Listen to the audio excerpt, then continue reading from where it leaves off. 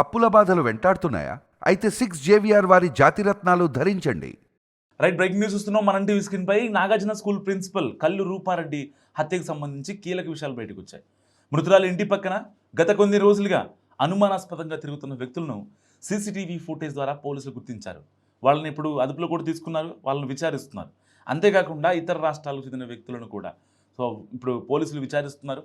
అయితే వాళ్ళ ఇంటికి సమీపంలో బీహార్ నుంచి అటు ఉత్తరప్రదేశ్ నుంచి ఎవరైతే పనుల కోసం వస్తారో వాళ్ళు ఏమన్నా డబ్బుల కోసం ఏమన్నా హత్య చేశారా అనే యాంగిల్లో కూడా ఇప్పుడు పోలీసు అనుమానిస్తున్న పరిస్థితి. ఒక్కసారి మీరు మన టీవీ స్క్రీన్పై ఎక్స్క్లూజివ్గా విజువల్ చూస్తున్నారు. అయితే ఆ వ్యక్తి రెడ్ కలర్ టీషర్ట్ వేసుకున్న వ్యక్తి, ఆ అబ్బాయి వాళ్ళ ఇంటి వెనకాల నుంచి అటు వెళ్ళడం జరుగుతుంది. అతను ఒక రెడ్ కలర్ టీషర్ట్ వేసుకొని కొంచెం బక్కపలచగా ఉన్నాడు. ఆల్మోస్ట్ పోలీసులు చెప్తున్న దాని ప్రకారం 25 నుంచి 30 ఏళ్ల మధ్యలో ఆ అబ్బాయి వయసు ఉంటుందని చెప్తున్నారు. అతను ఇప్పుడు పోలీసులు కస్టడీలో తీసుకున్నారు, విచారిస్తున్నారు కూడా. అతను చెప్తున్న విషయం ఏంటంటే, గ్లౌజులకి నాకు సంబంధం లేదు, జస్ట్ నేను ఊరికనే వచ్చానని చెప్తున్నాడు. వాస్తవానికి ఆ వ్యక్తిని ఏదైతే అంటే రూపారెడ్డి హత్య ఎక్కడైతే జరిగిందో దాదాపుగా 5 కిలోమీటర్ రేడియస్లో ఆ వ్యక్తి ఆనవాళ్ళు కానీ ఎక్కడా లేవట. ఆ వ్యక్తి ఇప్పుడు అక్కడికి ఎందుకు వచ్చాడనే దాని గురించి పోలీసులు అనుమానిస్తున్నారు. హత్య చేసిన తర్వాత అంటే ఏదో క్యాజువల్గా మళ్ళీ రేపొద్దున పట్టుకుంటే ఇబ్బంది అవుద్ది కాబట్టి అతను క్యాజువల్గా ఇంకేమన్నా మర్చిపోయాడా అనే కోణంలో కూడా పోలీసులు విచారిస్తున్నారు.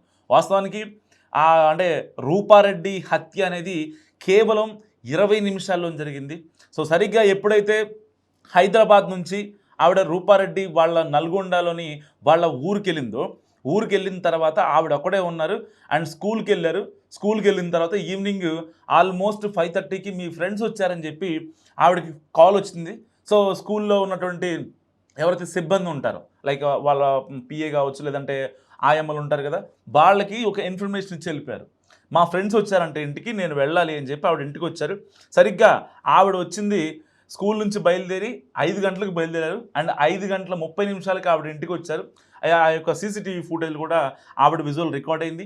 అండ్ లోపలికి వచ్చిన తర్వాత గడి పెట్టడం అండ్ దాని తర్వాత ఆల్మోస్ట్ 5:41 ఆవిడ మర్డర్ జరిగింది. వితిన్ స్పాన్ ఆఫ్ 20 మినిట్స్లో ఈ యొక్క అంటే క్రూరమైన హత్యాకాండ జరిగింది. ఆల్మోస్ట్ రూపారెడ్డి బాడీపై ఒక 30 కత్తిపోట్లు ఉన్నాయి. అంతేకాకుండా పేగులు కూడా బయటికి తీసి ఎంత దారుణంగా చంపారంటే అంత దారుణంగా చంపారు. ఇలా అసలు రూపారెడ్డి అంటే ఆవిడకి ఎవరితో కూడా ఎలాంటి గొడవలు లేవు. బేసిక్గా మొదటి నుంచి ఆ భర్త ఎవరైతే ఉన్నారో రాజేందర్ రెడ్డి, ఆయన ఒక రియాల్టర్. ఆయన కూడా అంటే గొడవలకి వెళ్ళే వ్యక్తి కాదు.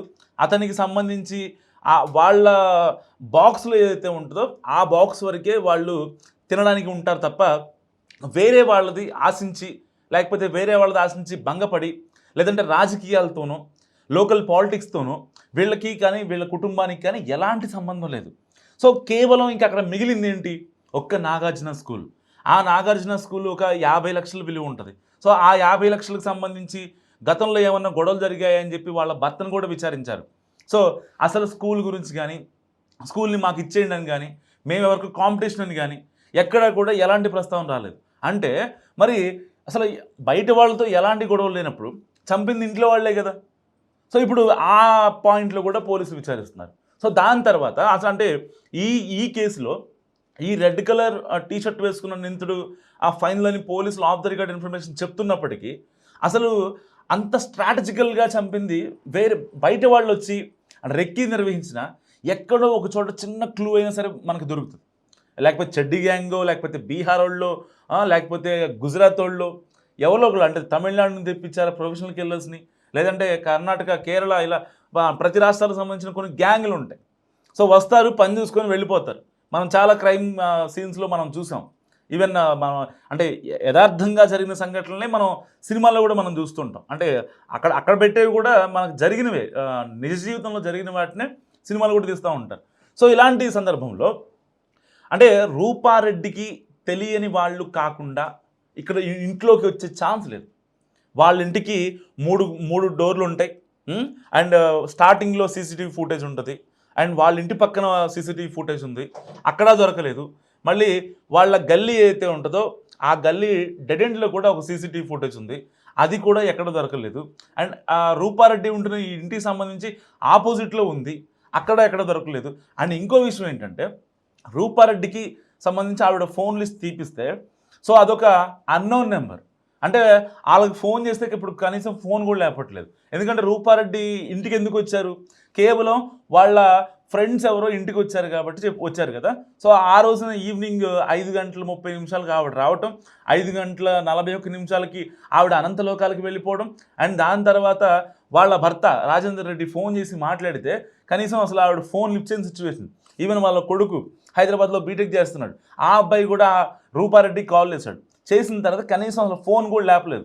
అప్పుడు వాళ్ళ ఇంట్లో ఉండే వాళ్ళకి సమాచారం ఇస్తే వాళ్ళ భర్త రూపారెడ్డి వాళ్ళ భర్త వాళ్ళకి ఫోన్ చేసి ఎందుకని రూపా ఫోన్ లిఫ్ట్ చేయట్లని చెప్పి మాట్లాడితే ఆ తర్వాత అంటే ఏదైతే వాళ్ళ ఇంట్లో రెంట్కి ఉంటున్నారో టెనెంట్కి ఉంటున్నారో వాళ్ళు వచ్చి డోర్ నాక్ చేసినా సరే ఈవిడ డోర్ తెలియదు. ఎందుకంటే అప్పటికే ఆవిడ అనంత లోకాలకు వెళ్ళిపోయింది. ఎందుకంటే భర్త ఫోన్ చేసింది ఆల్మోస్ట్ 7 to 7:30.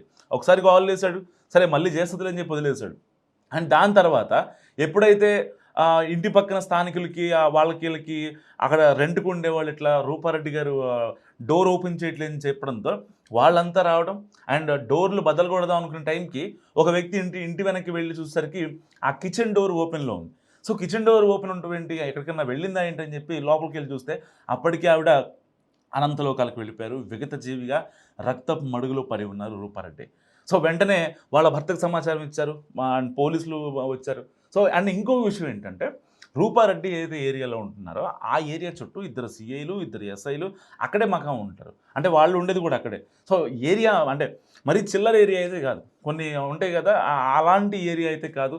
సో ఎవరు పడితే వాళ్ళు ఉండే ఏరియా కూడా కాదు. కొంచెం అంటే కొంచెం పలుకుబడి ఉన్నోళ్ళు, కొంచెం డబ్బు ఉన్నోళ్ళు, కొంచెం స్టేటస్ ఉన్నవాళ్ళు, చదువుకున్న వాళ్ళు ఉండే ఏరియా. సో అలాంటి ఏరియాలో అసలు ఇంతటి దారుణం అంటే ఎవరో వేరే వ్యక్తి వచ్చి అండ్ 4-5 రోజులుగా ఎవరు చంపారు ఏంటి అని చెప్పి టెక్నికల్ ఎవిడెన్స్ కోసం పోలీసులు చూస్తుంటే కనీసం అట్లీస్ట్ 1 క్లూ అంటే ఒక్క క్లూ కూడా దొరికిన సిచ్యువేషన్. సో ఈ కేసులో ఇప్పుడు ఏదైతే 2 ఆధారాలు మనకి చాలా క్లియర్గా కనిపిస్తున్నాయి. ఒకటి సీసీటీవీ ఫుటేజ్, అయితే ఆ రెడ్ కలర్ టీషర్ట్ వేసుకున్న వ్యక్తి కనిపిస్తున్నారు, అదొకటైతే. అండ్ రెండోది ఊరి చివర చింత చెట్టు కింద ఒక గ్లౌజ్ కనపడింది, హ్యాండ్ గ్లౌజ్. ఎందుకంటే రూపారెడ్డిని చంపే ముందు అండ్ ఆ అమ్మాయి బ్యాగ్లో నుంచి 2 లక్షల రూపాయలు తీసుకొని పారిపోయే ముందు ఆవిడ బ్యాగ్ పైన కావచ్చు, ఆవిడ బాడీ పైన కావచ్చు ఎలాంటి ఫింగర్ ప్రింట్స్ పడకుండా దానికి సంబంధించి హ్యాండ్ గ్లౌజ్ కూడా వేస్తున్నారు నిందితులు. సో నిందితులు అందామా, నిందితుడు అందామా అంటే ఆల్మోస్ట్ అంటే తెలిసిన వాళ్ళే దీంట్లో ఉండాలని. అంటే బాడీ మీద 27 నుంచి 30 కత్తిపోట్లు ఉన్నాయంటే అంటే ఒకళ్ళు పట్టుకోవాలి, లేదంటే ఇంకొకళ్ళు ఏదైనా హెల్ప్ చేసి, లేకపోతే ఆవిడ ముక్కు మూసేసి, లేకపోతే ఇబ్బంది పెట్టి ఆవిడని అప్పుడు చంపే ప్రయత్నం చేయాలి. సో ఆవిడ పేగులు కూడా బయట తీసి అంత దారుణంగా చంపారంటే 2-3 ఉండే అవకాశం ఉంది. కానీ ఒక వ్యక్తి మాత్రమే ఇప్పుడు ఆ ప్రెమిసెస్లో సీసీటీవీ ఫుటేజ్లో అతను రెడ్ హ్యాండెడ్గా దొరకడం జరిగింది. సో ఇలాంటి నేపథ్యంలో అసలు ఎవరు చంపారు రూపారెడ్డిని, అసలు కారణం ఏంటి, ఇంకా ఎవరు చంపారు అనేది కాదు, ఆల్రెడీ చంపేశారు అయిపోయింది. సో అనుమానితుల్ని చూస్తున్నారు అండ్ సీసీటీవీ ఫుటేజ్ సంబంధించి ఇంకా చాలామంది దొరికే అవకాశం ఉంది. ఆ నియర్ బై ఎవరైతే ఉంటారంటే బీహార్ నుంచి వచ్చిన వాళ్ళని కూడా ఇప్పుడు పోలీసులు విచారిస్తున్న పరిస్థితి. సో ఏది ఏమైనప్పటికీ సైలెంట్గా ఉండే రూపారెడ్డిని అంత క్రూరంగా చంపాలన్న అసలు ఒక ఆలోచన ఎవరికి వచ్చింది, అది సొంత వాళ్ళ పరాయి వాళ్ళ, అసలు భర్త ఏం చెప్పట్లేదు, భర్తకి ఏమన్నా సమాచారం ఉందా, అసలు వచ్చిన ఫ్రెండ్స్ అంటే స్కూల్లో పలానా ఒక భార్య ఇంటికి వస్తుందంటే, స్కూల్ ప్రిన్సిపల్గా ఉన్నటువంటి భార్య ఇంటికి వస్తున్నారంటే అట్లీస్ట్ వాళ్ళ భర్తకి ఒక సమాచారం అయితే ఇచ్చే ఉంటారు. సో పలానా ఫ్రెండ్ వచ్చిందని చెప్పి ఆవిడకి ఇన్ఫర్మేషన్ వచ్చిన తర్వాత వాళ్ళ భర్తకి ఎందుకు చెప్పలేదు, ఎందుకంటే వాళ్ళ భర్తకి తెలిసే ఈ ఫ్రెండ్స్ వచ్చారా, లేదంటే తెలిసిన వాళ్ళైనా తెలిసిన వ్యక్తులైనా కాదా అనేది కూడా ఇప్పుడు తెలియాల్సిన నేపథ్యం. సో ఏది అయినప్పటికీ అంటే ఒక సైలెంట్గా ఉండే ఒక ప్రిన్సిపల్, ఒక టీచర్, ఒక తల్లి, ఒక భార్య, అలాంటి రూపారెడ్డి నిజంగా అనంతలోకాలకి వెళ్ళడం తెలుగు రాష్ట్రాల్లో సంచలనంగా మారింది. సో నిజంగా అలాంటి వాళ్ళని ఎవరైతే ఉంటారో ఇంత క్రూరంగా చంపాలి అనే మైండ్ సెట్ ఎవరికైతే ఉందో వాళ్ళని ఎట్టి పరిస్థితుల్లో ఎన్కౌంటర్ చేసిన తప్పులేదు. ఇప్పుడు వాళ్ళ కొడుకు అసలు వాళ్ళ బాధ నిజంగా అంతా ఇంత కాదు. రూపారెడ్డి ఉన్నప్పుడు చూపించిన ప్రేమ ఇకపై మాకు ఎక్కడ దొరుకుతుందంటూ వాళ్ళ భర్త వాళ్ళ కొడుకు, వాళ్ళ బంధువులు వెక్కి వెక్కి ఏడుస్తున్నారు. రూపారెడ్డి చాలా సాఫ్ట్గా ఉంటుంది, చాలా అంటే మంచి కేర్ తీసుకుంటుంది ఫ్యామిలీ పైన, ఎక్కడా కూడా ఎలాంటి ఇబ్బంది పెట్టేది కాదు, ఎవరిని కూడా పల్లెత్తి మాట అనేది కాదని చెప్పి చాలామంది అంటే అక్కడికి వచ్చిన అంత్యక్రియలకు వచ్చిన వాళ్ళు మాట్లాడుతున్న మాటలు. అండ్ వాళ్ళ బంధువులు అయితే అసలు రూపారెడ్డిని ఎవరిని కూడా పల్లెత్తి మాట అనదు. కనీసం ఒక్కరితో కూడా ఇప్పుడు దాకా రూపారెడ్డికి ఎలాంటి గొడవలు లేవు. వాళ్ళ అత్తగారితో చాలా బాగుండేది, వాళ్ళ ఆడపడుచులతో కావచ్చు, వాళ్ళ దగ్గర బంధువులతో కావచ్చు, వాళ్ళ భర్త బంధువులు కావచ్చు, ఈ అమ్మాయి తరపు బంధువులు కావచ్చు. అండ్ ఏదైతే వాళ్ళ కొడుకు హైదరాబాద్లో బీటెక్ చేస్తున్నాడో ఈవెన్ వాళ్ళ ఫ్రెండ్స్ విషయంలో కూడా వాళ్ళు కూడా అసలు ఆ రూపారెడ్డి ఆంటీ ఎలా చనిపోయారు, ఆవిడ చిన్నపిల్లలతో మాట్లాడతారు, చాలా మంచిగా ఉంటారు, అలాంటి వ్యక్తి ఎలా చనిపోయిందని చెప్పి అంత్యక్రియల దగ్గర ఆవిడ గురించి మాట్లాడుకుంటుంటే నిజంగా అక్కడికి వచ్చిన డ్యూటీలో ఉన్నటువంటి పోలీస్ ఆఫీసర్లు, అక్కడికి వచ్చిన స్థానికులు కావచ్చు, ఇంటి చుట్టుపక్కల వాళ్ళు కావచ్చు, వీళ్ళందరూ నిజంగా అసలు ఏం మాట్లాడాలన్నా కూడా అంటే వాళ్ళకి అంత దారుణంగా అనిపిస్తుంది అనమాట.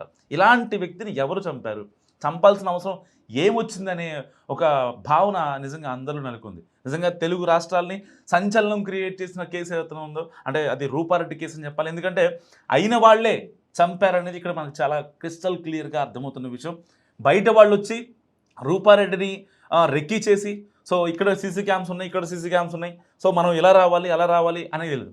తెలిసిన వాళ్ళే, ఎందుకంటే మహా అయితే ఒక 4-5 రోజులు రెక్కీ చేస్తే కనుక అంత పెద్ద ఏరియాలో ఎక్కడ సీసీటీవీ ఫుటేజ్ ఉందో కనిపించిన సిచ్యువేషన్. ఎందుకంటే ఆ ఏరియాలో లాయర్లు ఉంటారు, ఇంకా సిఐలు, పోలీసు వాళ్ళు వీళ్ళు కూడా ఉన్నారు. సో వాళ్ళకి సంబంధించి ఆల్మోస్ట్ సీసీటీవీ ఫుటేజ్ బయటికి కనిపించేలా పెట్టుకోరు. సో మంచి కెపాసిటీతో అంటే లెన్స్ ఎక్కువగా ఉండేలాగా, దాని కెపాసిటీ ఎక్కువ ఉండేలాగా, ఎక్కువ మీటర్స్ విజిబిలిటీ ఉండేలాగా బయట నుంచి చూస్తే కనపడకుండా వాళ్ళ ఇళ్లలో ఉంటాయి, కనపడేలాగా ఎక్కడా ఉండవు.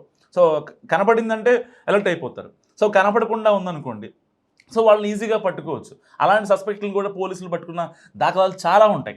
సో ఇలాంటి నేపథ్యంలో అయిన వాళ్ళే చంపారు కాబట్టి ఆ అయిన వాళ్ళు ఎవరు, మీరేమనుకుంటారు? మస్ట్ కామెంట్ చేయండి.